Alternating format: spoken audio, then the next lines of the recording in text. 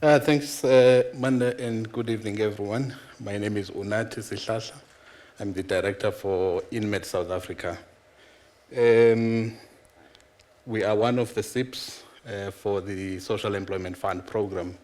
As I was coming here, I was still asking myself, how did I make it here? And one of the reasons is because um, I am a believer in the power of many. And I am an advocate for that. And it is something that has actually brought me to where I am today. A couple of years back, interesting because I saw my friend when I was coming in here, Gary Campbell. I was a public servant, probably more than a decade ago. And I was part of the management for the National School Nutrition Program. Part of the responsibilities that we had was to do oversight. On this particular day, I visited a school in the Eastern Cape. I still have a picture of that. So as I was walking around the school, just on the school grounds, I saw one young girl. It was a primary school. I saw one young girl who was sitting next to the fence. And as an adult, immediately, I got so emotional because I thought of bullying when you're in the playground. Then I went and I wanted to inquire what was happening. And there was an older boy across the fence. I asked this little girl, because for some reason I was already judgmental. I didn't even want to talk to the boy. I asked, why are you sitting here?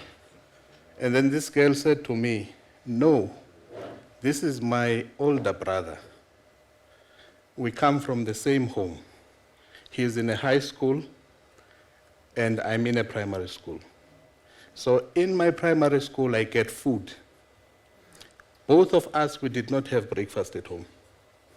So what I do every day, I take my food and come to this spot to share with my brother.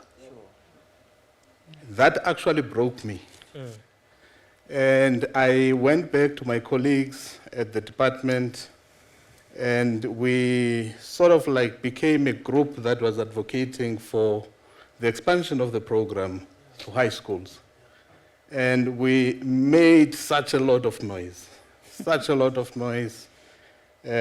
with submissions and with also conversation with civil society as well.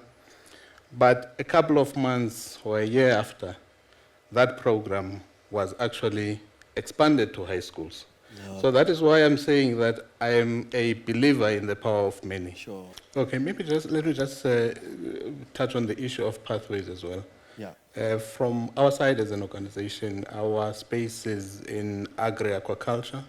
So we try and address issues of climate adaptation. We bring in technologies such as your aquaponics, your hydroponics, to marginalized communities. Now, when we talk of marginalized communities, we work in areas that are in deep rural areas, like in the Northern Cape, in areas such as Rimfasmark, Yopela, areas that are actually, I had a new word that they are job deserts, and they really are because there's no employment. So when we approach the program, we have this concept in our team that money is sexy. And it kind of like filters to whatever that we bring to the community. Whatever solution that we bring, we always make sure that it has to be something that makes money. Sure. So when they come into the program, they come with that mentality as well, that we're coming here for a period of about 10 months, but after 10 months, we have pathways that we have to start. Sure. Just here in Soweto, there is no commercial seedling nursery in Johannesburg. There's a commercial seedling nursery in Soweto.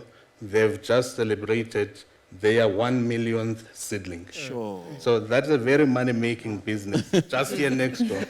So we really try and make sure that people are able to make money. Sure. In the phase that we have just completed as part of the SEF program, we had just about 1,200 participants. Sure.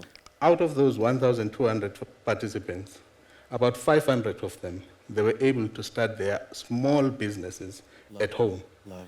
And the issue that becomes also important, considering that we are talking about partnerships as well, we have been very fortunate to create friends with other government departments.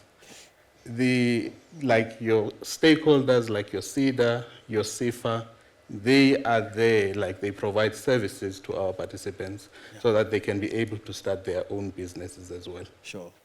Lovely, lovely. Thank you, thank you. There's a question specifically that says, why is InMed not present in Western Cape? There's many unemployed youth there. That was super specific. That's a very good question, because we, as an organization, we are active in 5 of the 9 provinces, which is the Eastern Cape, Free State, Gauteng, Northern Cape, as well as also Limpopo. And our dream is to be active in all the 9 provinces. However, then you'd find that most of the support that we get as an organization, it's from businesses. And sometimes with businesses, then it limits you in terms of where you actually function. Sure. However, then I'm very excited that very soon we'll be launching our footprint in the Western Cape as well. There we